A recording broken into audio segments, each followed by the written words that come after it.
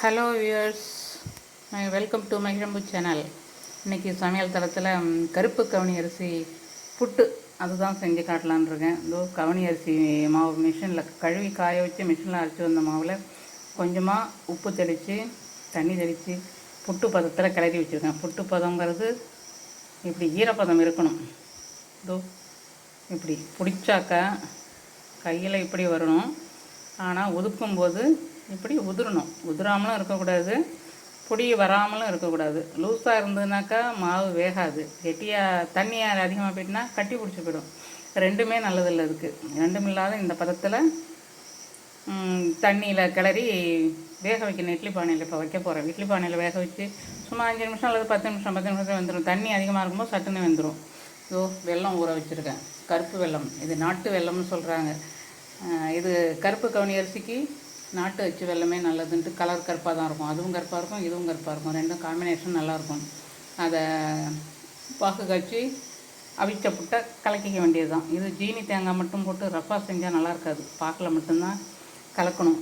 பாகுக்கு தான் ரொம்ப நல்லாயிருக்கும். அதனால் நான் இப்போ வேக வச்சுட்டு பக்கத்துலேயே அடுப்பில் பாகும் காய்ச்சி போகிறேன். ரெண்டும் செஞ்சுட்டு கிடக்குனா சூப்பராக வரும்.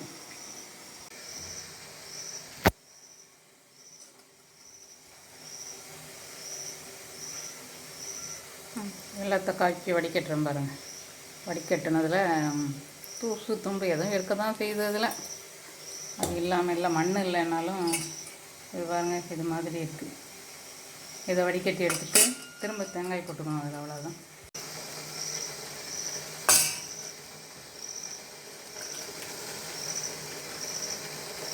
தேங்காய் பூ திருவின தேங்காய் பூ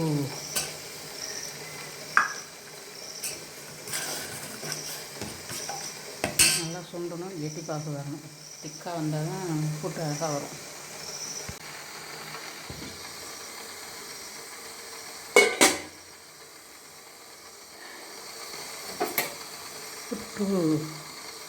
புட்டு வெந்துருச்சான்னு எப்படி பார்க்குறதுன்னா, இப்படி வெந்த மாவை எடுத்து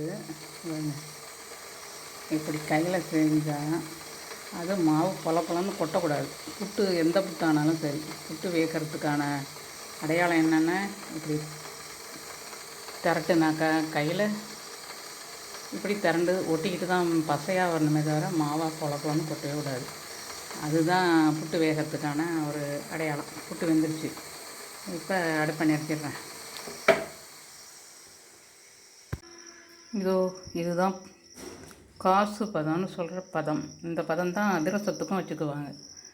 இதே பதம் புட்டுக்கும் நல்லாயிருக்கும். இன்னும் கொஞ்சம் முதும்பாவாக போனால் கூட நல்லது தான். இலசாக இருந்தாக்கா நல்லா இருக்காது. இளம்பாவாக மட்டும் இருக்கக்கூடாது. இந்த பதம் இருக்கலாம் பாருங்கள். நிற்கணும், இப்படி நிற்கணும், அவ்வளோதான். இப்படி திரட்டுனாக்கா கரையாமலும் வரும். இது கூட கரைஞ்சி போகுது. இன்னும் கொஞ்சம் முதும்பதமே இருக்கலாம், அதான் நல்லது.